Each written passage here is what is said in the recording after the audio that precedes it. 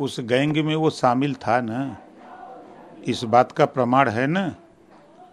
तो उसको भी जब जानकारी थी उनको, तो उसको भी सिलेंडर करा देते कि सब लोग सरेंडर कर रहे हैं तो तुम भी चले जाओ। 4 बजे भोर में वो भाग रहा है पुलिस के ऊपर फायरिंग करते हुए, तब पुलिस जान बचाने के लिए उसके ऊपर फायर करेगी कि फूलों की वर्षा करेगी, माला लेके पहराएगी? तो जवाबी कार्रवाई में पुलिस ने गोली चलाया। गोली पुलिस नहीं जानती है कि ये किस जाति का है। अपराधी है तो अपराधी किसी भी जाति का हो सकता है। तो वो अपराध करने वाला व्यक्ति अगर गोली चलाया है, उसमें लिप्त है, तो जो पुलिस ने कार्रवाई किया वो सही किया। अखिलेश यादव जी इस इनकाउंटर को पूरी तरह फर्जी बता रहे हैं। वो जो आरोपी है जिसका इनकाउंटर हुआ है वो यादव है, तो वो कह रहे हैं कि जाति देखकर इनकाउंटर किया गया और उसकी मृत्यु भी हो गई। अब वो जाति की राजनीति करते हैं, इस नाते उनको जाति दिखाई दे रही है। और लोगों के इनकाउंटर होते हैं तो उस पर तो उनका सवाल नहीं आता है। और जातियों का भी तो होता तो उस पर वो क्यों नहीं बोलते हैं? खाली यादव पर ही बोलते हैं। यादव के नेता बने हैं, मुख्यमंत्री थे, यादवों के लिए मुख्यमंत्री थे, और जातियों के लिए नहीं थे। उनकी राज्य में भी तो यही सब हुआ है, जो वो कह रहे हैं वही उनको याद है। प्रयागराज में जिस तरह से एक मदरसे में पुलिस ने छापेमारी की, छापेमारी में नोट बनाने वाली मशीन बरामद हुई और कुछ आरएसएस विरोधी किताबें बरामद हुई, तो आगे क्या कुछ कार्रवाई करेगी सरकार इस तरह के मदरसे? देखिए, सरकार इस तरह के जो, इसी को फर्जी कहते हैं, जहाँ शिक्षा न दी जा रही हो, जहाँ गलत काम हो रहे हों, फर्जी जाली नोट बन रहे हों, फर्जी दस्तावेज रख करके समाज में माहौल को बिगाड़ने की बात हो रही हो, तो ऐसे लोगों के खिलाफ तो कार्रवाई होनी चाहिए। ऐसे मदरसे जो हैं चिन्हित करके उनके खिलाफ कार्रवाई होनी चाहिए। क्या सरकार अब ऐसे मदरसों को चिन्हित कर रही है? बिल्कुल, उसी दिन से आदेश सभी 75 जिले के डीएमओ को दे दिया गया है कि ऐसे मदरसे जिले में हैं उसको चिन्हित करके उसकी सूची बना करके मुख्यालय पर प्रस्तुत करिए। क्या कुछ कार्रवाई करेगी मदरसे पर? ऐसे मदरसे अगर इस तरह की हरकत में जांच में पाए जाएंगे तो उनके खिलाफ कार्रवाई निश्चित है। जो सरकार नियम के तहत जो होगा वो कार्रवाई होगी। मैं ऐलान करता हूं कि आरएसएस एक आतंकी संगठन है, इसको बैन कर देना चाहिए, कैसे देखते हैं? देखिए, वो उनका बयान है, वो बयान पे ही जिंदा है, राजनीति में बयान पे ही जिंदा है। और ये शिक्षा की बात अपने समाज में क्यों नहीं करते? अपने समाज में जिस कम्युनिटी से आते हैं उस कम्युनिटी में ये जागृति पैदा करना चाहिए। शिक्षा के लिए, स्वास्थ्य के लिए, रोजगार के लिए, नौकरी के लिए, हक के लिए लड़ो, हिस्सेदारी के लिए लड़ो। ये जो है नफरत की बात क्यों बोलते हैं? उनको शिक्षा की तालीम की बात करते तो अच्छा लगता। तौकीर रजा कह रहे हैं कि हम जो वक्फ बोर्ड जो संशोधन बिल लेके आ रही है सरकार, उसका वो विरोध करेंगे। दिल्ली में लाखों लोग इकट्ठा होंगे और उसका विरोध करेंगे, सरकार के खिलाफ सड़क पर उतरेंगे।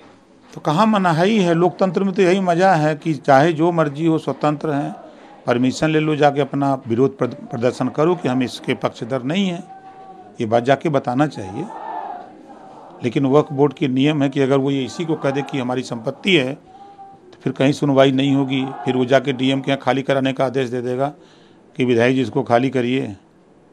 इसमें संशोधन होने की ज़रूरत है कि किसी, क्या लगता है संशोधन के खिलाफ क्यों है ये लोग गलत हमेशा किए कराए हैं, उसी गलत को कायम रखना चाहते हैं। ये कानून अगर किसी से बैठा के, आम आदमी से पूछिए, मुसलमान से ही पूछिए कि अच्छा है, बनाया गया जिस समय उसका उद्देश्य कुछ और था, जो उसका उद्देश्य दूसरा हो गया। कहीं ना कहीं देखा जा रहा तो गलत संदेश लोगों को दे रहे हैं, भड़का रहे हैं कि लोग इकट्ठा होंगे सब लोग। नहीं, कहीं कुछ नहीं होगा। देश में कानून का राज है, कहीं कोई दिक्कत नहीं होगी। सपा राष्ट्र अध्यक्ष अखिलेश यादव कहते हैं कि अगर मुख्यमंत्री लेकर चुनाव लड़ लीजिए, आपका भ्रम और अहंकार खत्म हो जाएगा। वो गए थे उनसे मिलने, रात को गए होंगे मिलने, दिन में तो नहीं जाते हैं। रात को मिले होंगे तो पूछे होंगे मुख्यमंत्री से कि आगे क्या कदम है, पार्टी बनाएंगे, बुलडोजर चुनाव चिन्ह रखेंगे। ये पूछ करके आए होंगे तब बयान दिए होंगे। रात को जाते हैं मिलने ना। इनका बयान मुख्यमंत्री जी के बाद में आया क्योंकि मुख्यमंत्री जी ने कहा था कि बुलडोजर हर किसी के बस की बात नहीं है, इसके लिए इसको बुलडोजर चलाने के लिए दिल और दिमाग चाहिए होता है। सही कहा उन्होंने, इतनी बड़ी मशीन है, उसको चलाने के लिए तो दिल और दिमाग चाहवे करिए ना। इसके पास न चलाने का ज्ञान है न बुद्धि है, तो कैसे चलेगा। आज मुख्यमंत्री उपचुनाव की तैयारियों को लेकर अयोध्या जा रहे हैं। मिल्कीपुर सीट से भी जो है वो पकड़ अपनी मजबूत करेंगे, कैसे देखते हैं, क्या कुछ करेंगे? ये तो लोकतंत्र है। लोकतंत्र में मुख्यमंत्री जी प्रदेश के मुखिया हैं और बाई इलेक्शन है, तो उसको लेकर के अपना जगह जगह कार्यक्रम सब लोग कर रहे हैं। क्या लगता है अयोध्या मिल्कीपुर की सीट पर किसकी जीत होगी? अब जनता मालिक है। क्योंकि विपक्ष का कहना है कि 10 की 10 सीटों पे जीत रही है। विपक्ष दुमुहिया सांप की तरह बोलता है। वही विपक्ष कहता है कि बाई इलेक्शन सत्ता का चुनाव होता है, जो उपचुनाव होते हैं वो सत्ता का होता है। जनता भी जानती है कि हम अगर विपक्ष को जिताएंगे तो 2.5 साल विपक्ष चिल्लाएगा कि हमारी सरकार नहीं है, हम विकास नहीं कर सकते। तो जनता सत्ता को चुनाव जिताना चाहती है और जनता सरकार के साथ में रहेगी। रिजल्ट आएगा, आप देखिएगा। अच्छा, अखिलेश यादव कह रहे हैं कि हम शुरुआत से कह रहे हैं कि संविधान खतरे में है, लोगों के अधिकार छीने जा रहे हैं। कोई सच भी नहीं और कोई सोच भी नहीं सकता कि जात के आधार पर तबादले किए जा रहे हैं उत्तर प्रदेश में। ये उनके राज में था, उसी बात को दोहरा रहे हैं कि हमारे कार्यकाल में ऐसा हो रहा था।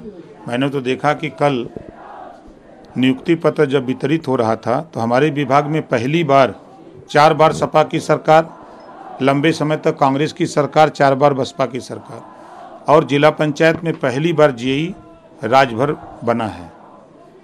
ये साफ सुथरा चयन का है। मेहनत करने वाले लोग, बच्चे राजभर ही नहीं, मैंने उन गरीब बच्चों को देखा जो मेहनत करके पढ़ते हैं और मेहनत करके इस मुकाम को हासिल किए हैं।